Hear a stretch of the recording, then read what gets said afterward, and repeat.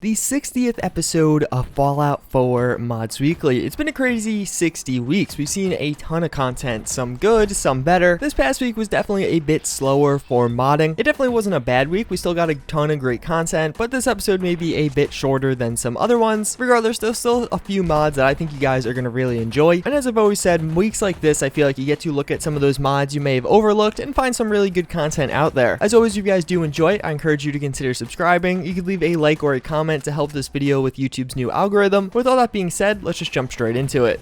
Starting things off, we do have probably one of the coolest mods to come out this week. That's going to be the Courser Crusher by TrainWiz and Nero. This is going to overhaul the coursers in the game, allowing them to go more invisible, to jump different places, kind of like how the synth relay grenades work, and really just giving them a ton of new features. They're going to be a much more formidable enemy, as they probably should have been in the base game, considering of just the aspects they do have. In addition, they're going to have a brand new weapon. This is the part of the mod done by Nero, the person behind a lot of the cross mods out there. This is a really interesting weapon. Basically, it has a bunch of different ammo types that have different effects. You could have poison ammo. Personally, I'm using a lubricant, so it's going to make enemies go a little bit faster, but make them also more likely to drop their weapons or just straight up slip and fall on the ground. The mod and the weapon added in is really cool. Of course, you can only get this weapon by taking down one of these new, much harder to kill coursers, which is kind of cool. It's a good reward because it definitely has some pretty useful aspects. There's actually a healing component that you could use, especially if you have multiple companions at once, much cheaper than a stim pack. And all around, again, it's a really high quality mod. It's definitely going to be something I'm using over the long term in my load order, and frankly, a ton of fun.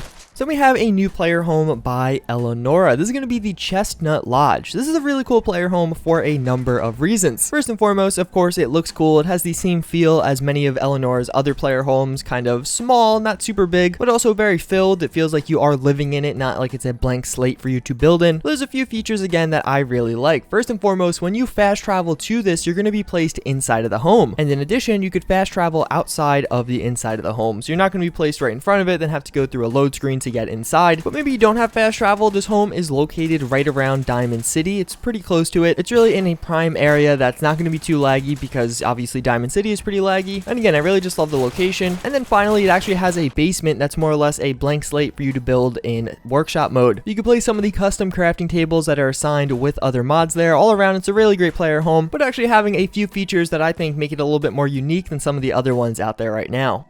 So we have the Top-Notch TommyGun. More or less what this is going to do is be a visual overhaul of the Tommy gun or submachine gun in Fallout 4, making it more appropriate as a Thompson. Just right off the bat, it's going to look a bit better. It has more detailing as well as some more kind of marks on it, so it just looks a little bit more worn, but in a good way. Again, this is going to be a very simple mod. I think it makes the Tommy gun noticeably more usable. I'm personally not using an animation mod, but there are definitely some animation mods that will make it even cooler than it is right now. And then coupling those with these retextures are definitely going to make it, again, a more viable weapon. I really like mods like this that go back and make some of the vanilla guns just a little bit more enjoyable to use and up to par with some of the modded content that we have been getting.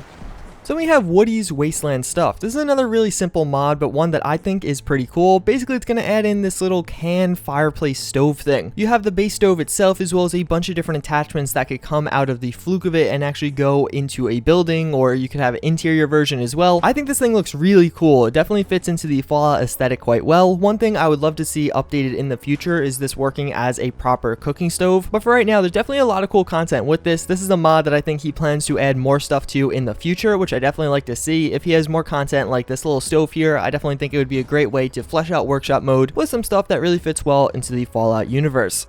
And last but not least, we do have the update to the 9mm pistol. This is something I have been kind of anticipating for a while. It's going to be basically a total overhaul of the gun, textures, animations, and even some of the attachments were changed around a bit. When this gun was originally released, it was definitely a good weapon mod. It was one of Deadpool's earlier weapon mods, but now with this new version, I think it really is going to be one of the top tier pistol mods out there. There is a ton in the way of attachments, as well as the gun itself just looks really cool. There's different paint jobs for it, different textures. There's actually two different animations, a two-handed or a new one-handed one, which I really like the look of. It definitely separates it from other weapon mods out there, because I don't think any other weapon mod has a one-handed animation. All around, again, you're probably a huge fan of this weapon mod to begin with, but now with these new updates, it really is setting it on that much more of another level, and I definitely think you should download it. That's pretty much gonna wrap it up for this episode. Again, a little bit of a shorter one. There wasn't too many new mods this week, but I definitely still think there's some quality content here, and definitely stuff that I'll be using over the long term. As always, again, I do thank all of you for watching. I do hope you enjoyed, and I hope to see you guys all next time. Later.